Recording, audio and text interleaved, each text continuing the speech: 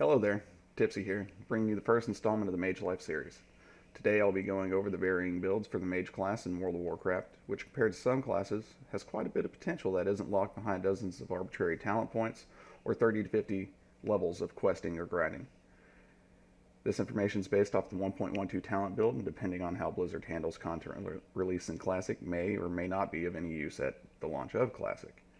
Many of the Warcraft fanbase already know of the Mage's unbridled power and unchallenged ability to gather, control, and destroy large groups of enemy NPCs. Now we'll be going over that particular build, but today I just wanted to go over the basics of the different talent point choices that the mages have in 1.12. So let's jump into it. To begin, we're looking at the Arcane, Fire, and Frost tree.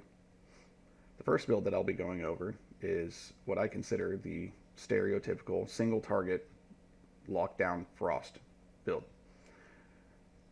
First, we would be taking either Elemental Precision or Improved Frostbolt. My personal preference is Elemental Precision, as this reduces the chance that our spells will be resisted by enemies, and at least for the first 15 levels, in my experience, it comes in quite handy. Beyond that, we'd be going 5 points into Improved Frostbolt to get that cast time reduced by 0.5 seconds, which is fairly substantial in the early stages of the game. Next, the options that truly shine for this particular setup would be Frostbite, as it gives all of your chill effects a chance to freeze the target, just like your Frost Nova. Beyond that, my next two personal choices for this would be either Permafrost or Ice Shards.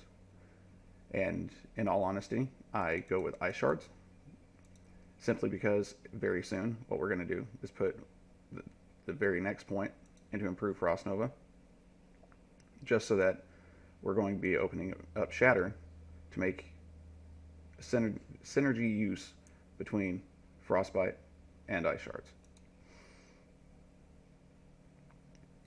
Next, we will be placing all 5 points into Shatter, giving us an additional 50% chance to crit whenever we're damaging a frozen target with our Frost abilities. Next, my personal preference would be going into Piercing Ice, just to increase the base damage of all of our Frost spells, which increases the amount of damage that we gain from Ice Shards. The critical damage bonus of our Frost spells is directly proportionate to the base damage of our Frost spells. Next, we will be going into Arctic Reach to increase the range of our Frost abilities. From there, I would go into Winter's Chill, which gives us an additional 10% chance to crit after 5 abilities. One neat trick that you can use against dungeon bosses or just more difficult enemy NPCs is to use a rank 1 Frostbolt 5 times.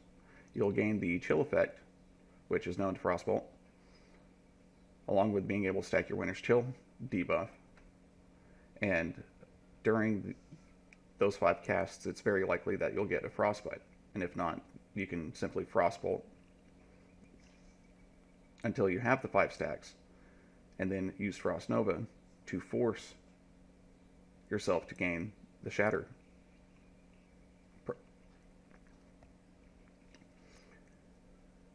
Next, I'd be going into Ice Block and then Ice Barrier, just to increase our survivability.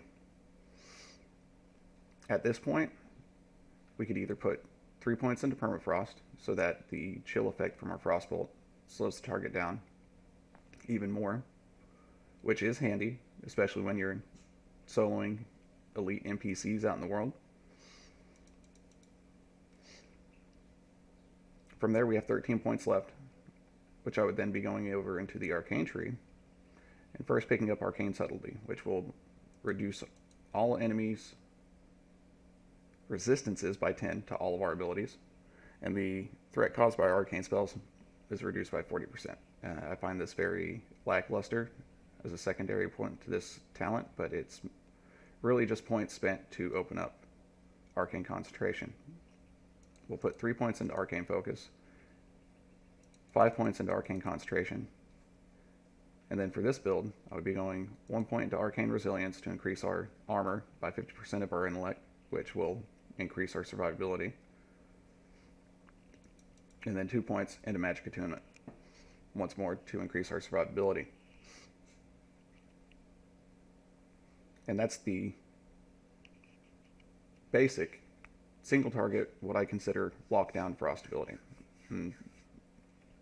This could be useful in PvP, except for you lack a few key talents, such as Cold Snap and Improved Counterspell.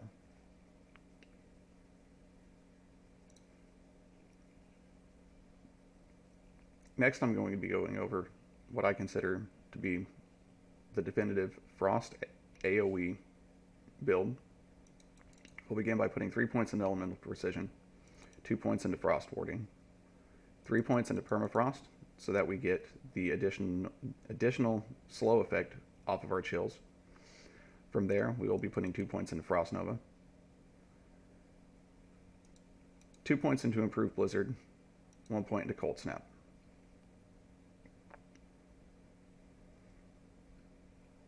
From there, we'll be putting 2 points into Arcane Subtlety, 3 points into Arcane Focus, and then 5 points into Arcane Concentration. Now there's 2 ways that you can do this, and that is by going for your Frost talents first, and then going for your Arcane talents second. Personal preference, though, is to start in the Arcane tree, and then move over to the Frost tree. Now for me, it's very important not to put any points into Improved Frostbolt for this build, as we will not be casting Frostbolt outside of potential dungeon runs. But even then, for the most part, the only consistent dungeon that I ran for the last character that I leveled was Scarlet Monastery Armory, and in there I used no single target abilities.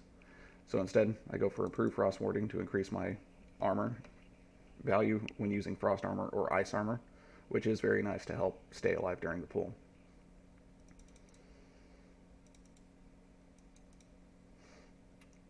Now from here, I do not recommend putting 3 points into Improved Blizzard. The way chill effects work is it's not based on the time that a chill will be on a target, such as with Cone of Cold, chill effect lasting for 11 seconds, whereas Blizzard's chill effect lasts for 2, but it's based rather on the percentage of movement speed reduction. If I were to put 1 more point into this talent and I began a pool, used Blizzard, when the mobs got to me and I used Cone of Cold, the chill effect from Cone of Cold would not take effect. Instead, I would use Cone of Cold, continue to try to group the mobs, and about a half second to a second into the new kite that I go to run, the mobs would lose their chill effect and would all start beating on me while running at full speed. This is not an effective way to do things.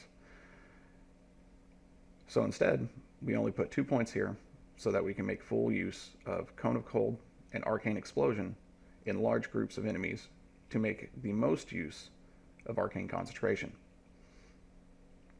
The difference in the way Arcane Concentration works for Cone of Cold and Arcane Explosion and Blizzard is that with Arcane Explosion and Cone of Cold, for each enemy hit by those abilities, you'll have the 10% chance of entering the clear casting state, which makes your next damaging ability free, versus Blizzard only has a 10% chance per cast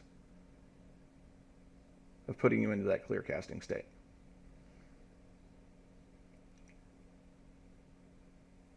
There is a 3/3 Improved Blizzard talent build that I will be going over next, but this is not my preferred method. So continuing with this build, after putting our point into Cold Snap, I'll pick up Piercing Ice, and not waiting to put the third point into it, I will go into Arctic Reach just to increase the radius of my Cone of Cold. From there, I will go into Frost Channeling just to help bring the mana cost down on Cone of Cold. And then, naturally, I'll put 3 points into Improved Cone of Cold. It is worth noting that Shatter is of some use here, but unless you're timing your Cone of Cold to land on the enemies during the last second or last 2 seconds that Frost Nova is active on the NPCs, then you run the risk of freeing part of the group while leaving the rest of the group stuck in your Cone of Cold. I do not suggest this, as anything that fractures your cluster of mobs before they are dead is detrimental to the quality of life that you'll be experiencing with this build. So after Improved Cone of Cold, I'll put 1 point into Ice Block. I'll then go back up and put points in Piercing Ice, and then come down and put 5 points into Winter's Chill. Because at this point in the game, we will certainly be fighting mobs that have a much larger health pool than the ones we've been coming across. So you will be able to start benefiting from Winter's Chill to much more effect, because each cast of Cone of Cold will be applying a new stack, and it eventually will reach the 5 stacks, giving you the 10% chance to crit with your Cone of Cold. From there, our last point at level 50 is Ice Barrier. This stage of the game is a real big change in how a lot of situations are handled, and I'll be going over that with game footage and a detailed explanation of how I'm doing things and why I'm doing them later. Right now, we can finish out our build. We will be going for 3 points into Improved Arcane Explosion to increase the critical strike chance of Arcane Explosion. We need some points just to get us further down in the tree.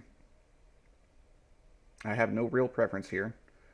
Arcane Resilience is just as good as anything for me.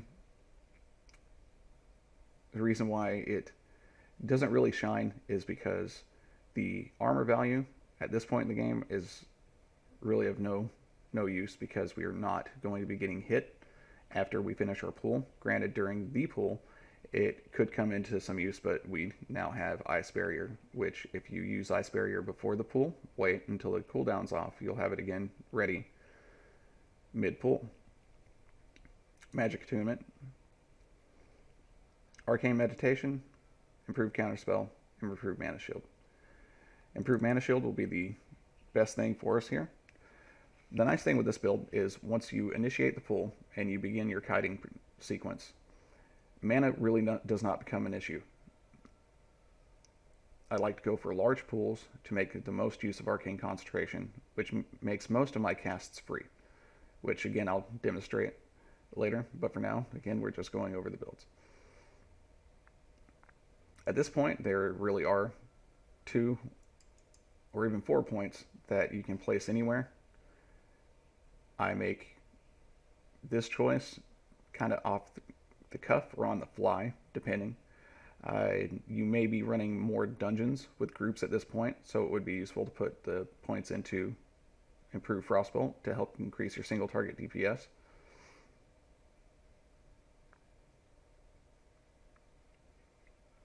But again, to me there is no real preference, and I make this choice dependent on my current in-game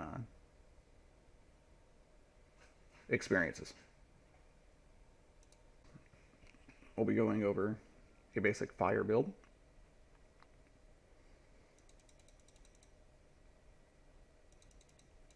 When I say basic, I should probably say the stereotypical fire build.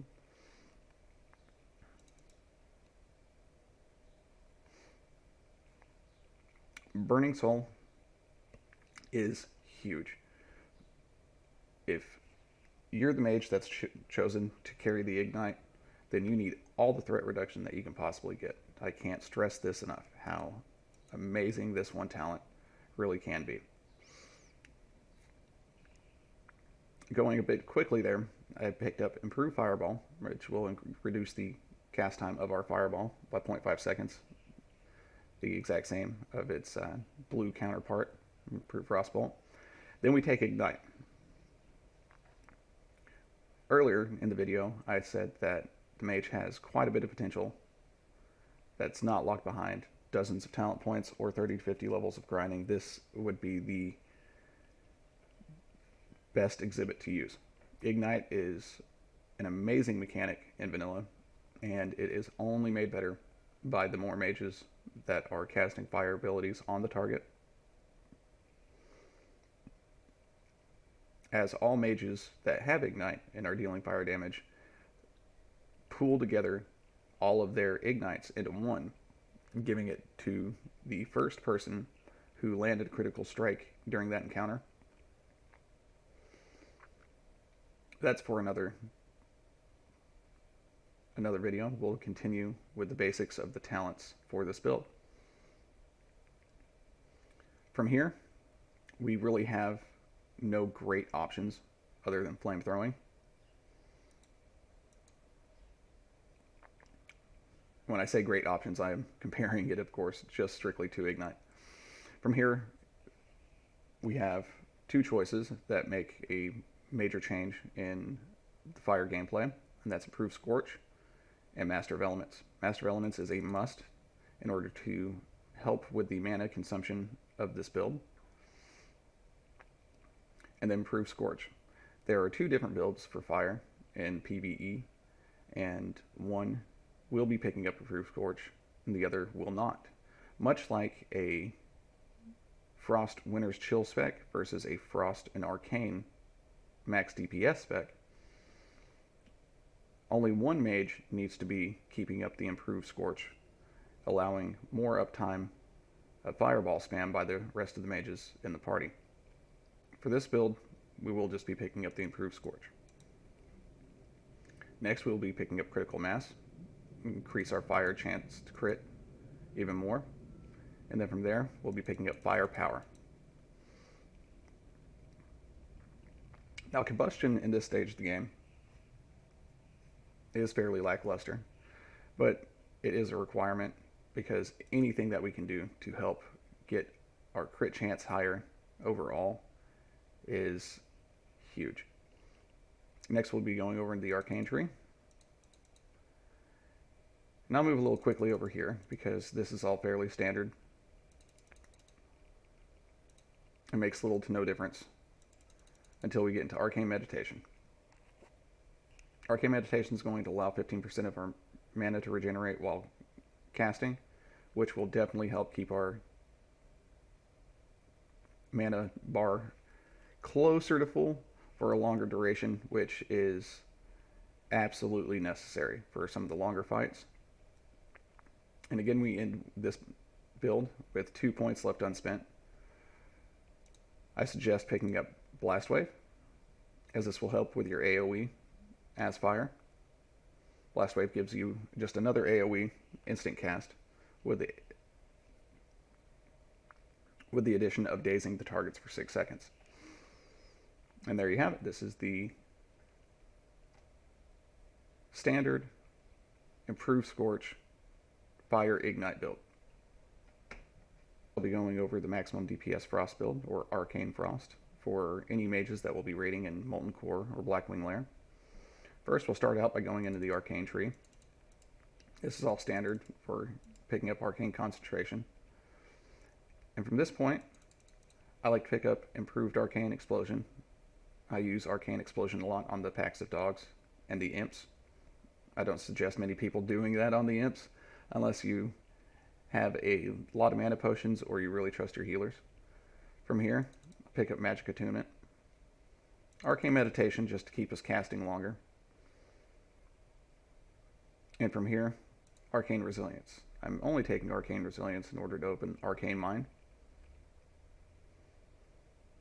I'll place 1 point into Magic Absorption just to get us into this next tier. Arcane Mind is just going to increase our mana by 10%, and then Presence Mind is necessary to unlock Arcane Power. From here, I place another point into magic absorption and then arcane power. Moving over to the frost abilities, frost talents, we'll put 3 points into elemental precision, 5 points into improved frostbolt, 5 points into frost shards, 2 points into piercing eyes, 2 points into arctic reach, 3 points into frost channeling. The reason that I do not put that third point into the increased damage for frost is I need the extended range on arctic reach for my frostbolt on such fights as Gar. I'm able to reach the ads without having to move as much as other classes. And then frost channeling, I like to put all points I possibly can here just to help reduce the threat of my frost abilities, which will be substantially higher thanks to arcane power.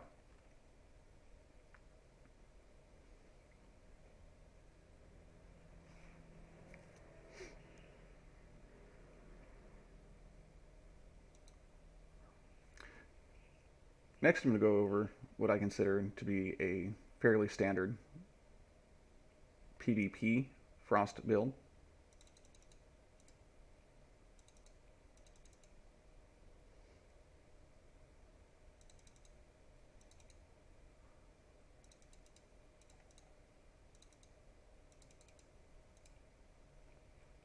Winter's Till here is fairly lackluster, as targets won't be staying alive for very long at all. I will take Permafrost because downranking with a rank 1 Frostbolt and hitting enemies is a great way to help them stay in range of your teammates and help keep them slowed down for the melee that may have to chase.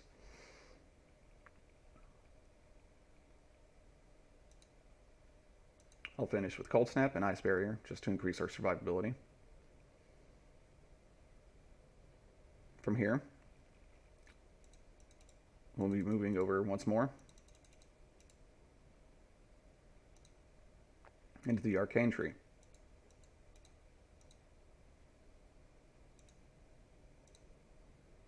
Our reason for doing this is a little different than before.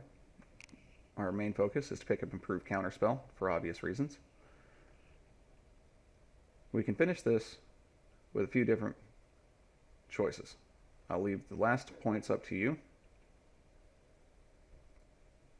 because I typically make this choice based on who I'm seeing consistently in the battlegrounds,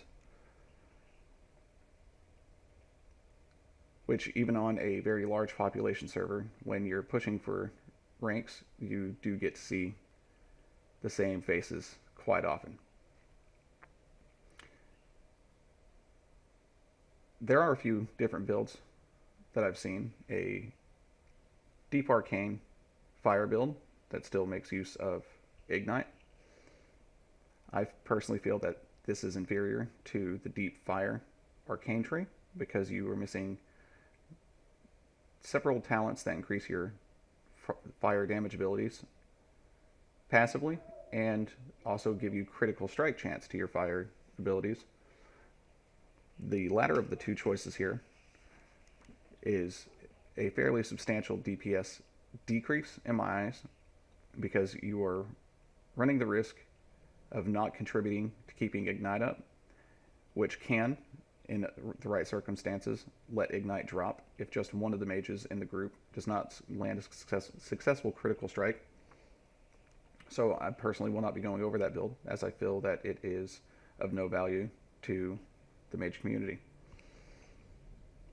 Well, that's it for today, and I hope that just off the different talent options that I've displayed here, that it comes in handy for a lot of you moving forward into the future, waiting for Classic. The next video I will just be going over a little bit of gameplay for the way that I manage, think, and execute an AoE pool in several different environments. Beyond that, I'm just going to continue this series to try to arm my fellow mages with all the knowledge and any tools to help them succeed in vanilla World of Warcraft.